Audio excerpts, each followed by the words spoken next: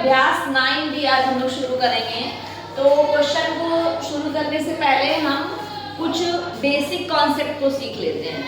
तो इसमें जो जितने क्वेश्चन हैं सब इसी पे आधारित हैं कि जब दो समांतर रेखा को एक तिर्यक रेखा काटती है तो 8 एंगल बनते हैं। देखिए दो समांतर रेखा है, ये और ये, है ना, और इसको एक तिर्यक रेखा काट रही है।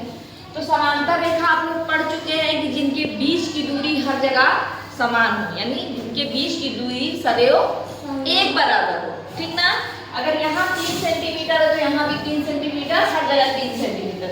और तिर्यक रेखा क्या है? जो 2 या 2 से अधिक रेखाओं को आपस में भिन्न भिन्न बिंदुओं पे काटती हो, 2 या 2 से अधिक रेखाओं को भिन्न भिन्न बिंदुओं पे काटती है। तो मान लीजिए L रख दी, ये M रख दी और इसका नाम L रख दिया, ठीक। तो ये दोनों समांतर रेखा हो गई और ये क्या हो गई?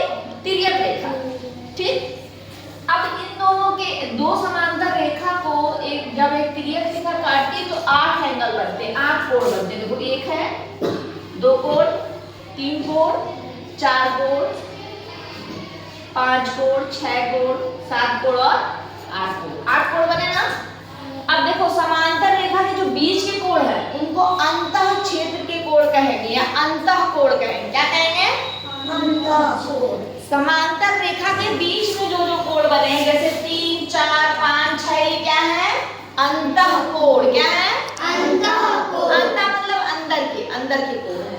और समांतर रेखा के बाहर जो कोण है उनको बाह्य कोण कहते हैं, मतलब बाहरी कोण। समझ में आ रही सबको बात? तो जब दो समांतर रेखा को एक तिर्यक रेखा काटती है तो उससे 8 कोण बनते हैं। 4 कोण अंतः क्षेत्र के होंगे और 4 कोण बाह्य क्षेत्र के। और इसी को कहते हैं अंतः क्षेत्र। ये जो बीच का है ना, इसको अंतः क्षेत्र कहते हैं। तो पूछ देगा कि ये बिंदु, कौन सा बिंदु अंतः क्षेत्र में और कौन सा बिंदु बाह्य क्षेत्र में। तो जो इन दोनों लाइन के बीच में रहेगा उसको अंतः क्षेत्र का बिंदु कहेंगे। जैसे बिंदु ए क्या है? अंतः क्षेत्र का बिंदु है और बिंदु के क्या है? बाह्य क्षेत्र का बिंदु है, ठीक ना। तो क्या हुआ कि जब दो समांतर रेखा को एक तिर्यक रेखा काटती तो 8 एंगल बनते हैं और कुछ कोण युग्म बनते हैं, उनको देख लीजिए। तो एक होगा एकांतर कोण। क्या होगा? एकांतर कोण। एकांतर अंतःकोण और एकांतर बाह्य कोण, जिसको अल्टरनेटिव एंगल भी कहते हैं। दूसरा होगा संगत कोण, संगत कोण। उसके बाद होगा शीर्षाभिमुख कोण, है ना।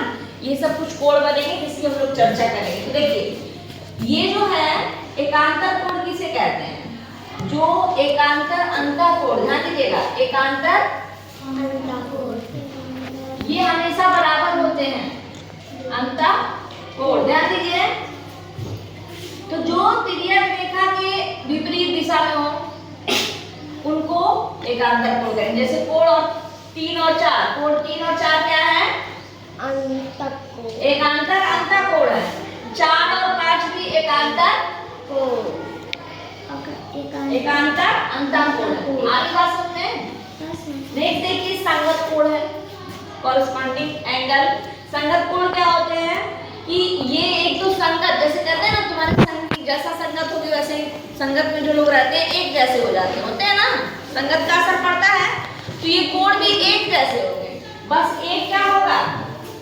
बाह्य क्षेत्र में होगा, एक अंतः क्षेत्र में होगा। देखिए, जैसे कोण A2 है, उसी की जैसे कोण क्या होगा? कोण 6। तो कोण 2 और 6 क्या हो जाएगा? संगत कोण। क्या हो जाएगा? संगत कोण। संगत कोण क्या होगा? ध्यान दीजिए, कोण 2 और कोण 6 संगत कोण है। दोनों का मुंह एक और है, एक बराबर भी है। 2 और 6 पे ध्यान दीजिए, दोनों तिर्यक रेखा के एक और हैं, दोनों की दिशा एक है और दोनों बराबर हैं। ये दोनों क्या हो जाएंगे? संगत कोण। 2 और 6 क्या है? संगत कोण। संगत कोण। फिर देखिए और कौन सा संगत कोण है? 4 और 8 भी संगत कोण है। इसके अलावा देखिए, दोनों का मुंह एक और है ना, दोनों नीचे मुंह किए हुए हैं और तिर्यक रेखा के ओर। इसी तरह देखिए 3 और 7 भी संगत कोण है। इसके अलावा देखिए इधर 1 और 5 भी, है ना। तो सब यहाँ लिखना संभव नहीं है, जगह का कोण 1 और 5। तो ये संगत हो गए, है ना। उसके बाद देखिए, ध्यान दीजिएगा, शीर्षाभिमुख कोण बनेंगे। तो शीर्षाभिमुख कोण कौन कौन से? ये दो रेखाएं काट रही है ना, तो 1 और 4 क्या है? शीर्षाभिमुख है। 1 और 4 शीर्षाभिमुख है और 2 और 3 शीर्षक है, ठीक ना। इसके अलावा जो ये दोनों अंतः कोण है, इन दोनों को जोड़ने पे इनका योग कितना आएगा 180।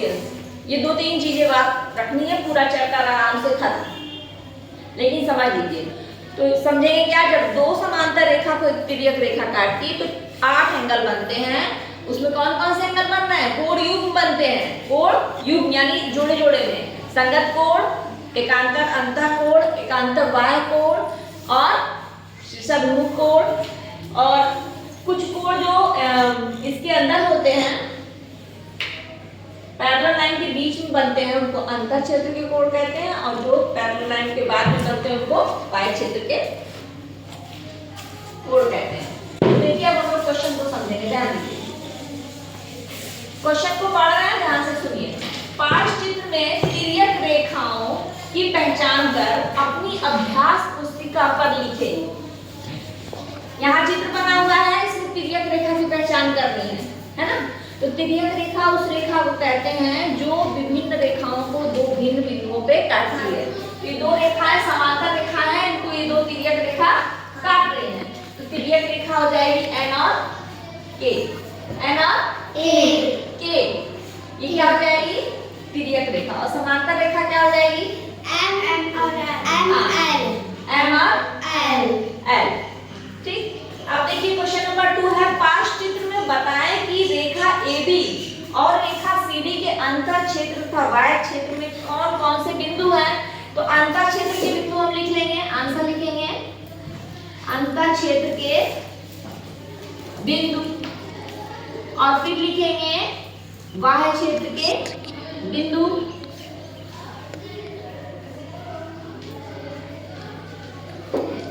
तो अंतर क्षेत्र क्या बताया था हमने कि समांतर रेखाओं के बीच में रहेंगे, समांतर रेखा पे नहीं। जैसे बिंदु A रेखा पे है तो इसको नहीं लेंगे, समांतर रेखा के बीच में जो बिंदु रहेंगे उनको लेंगे। FB समांतर रेखा पे है, BB समांतर रेखा के ऊपर है। तो कौन कौन से बिंदु अंतर क्षेत्र में है, बिंदु G, बिंदु J और बिंदु H। तो क्या है G, J और H। नेक्स्ट देखिए बाह्य क्षेत्र के बिंदु है, तो बिंदु L हो जाएगा, बिंदु Y और इधर बिंदु K। तो बिंदु L, बिंदु I और बिंदु K। तो 2 क्वेश्चन हो गया। तीसरा क्वेश्चन देखते हैं। देखिए क्वेश्चन नंबर 3 है, पार्श्व चित्र को देखकर उत्तर दीजिए। तो पहला क्वेश्चन है कि एकांतर कोणों के युग्मों के नाम लिखिए। यहाँ चित्र बना हुआ है, एकांतर कोण हम लोग जान चुके हैं।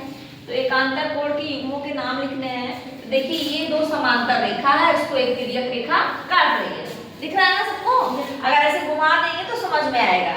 तो ऐसे जब देखेंगे कि ये 2 समांतर रेखा है और उसको एक तिर्यक रेखा काट रही है, तो एकांतर कोण कौन कौन से हैं, कोण 2 और कोण 3। तो लिखेंगे एंगल 2 एंड एंगल 3। दूसरा हो जाएगा, एक ब्रैकेट में कर देंगे, एंगल 2 और 3 हो गया। उसके बाद 7 और 6, 7 और 6। फिर देखिए ये तो अंतर क्षेत्र के हो गए। इसके अलावा देखिए 1 और 5 भी है, एंगल 1 एंड 5, एंगल 1 एंड 5 भी हो जाएगा बाह्य क्षेत्र के, और 8 और 4 भी हो जाएगा, 8 और 4। आगे बात समझ में अभी बताया, जो एकांतर कोण या अल्टरनेटिव एंगल होता है वो तिर्यक रेखा के विपरीत दिशा में होता है, ठीक ना।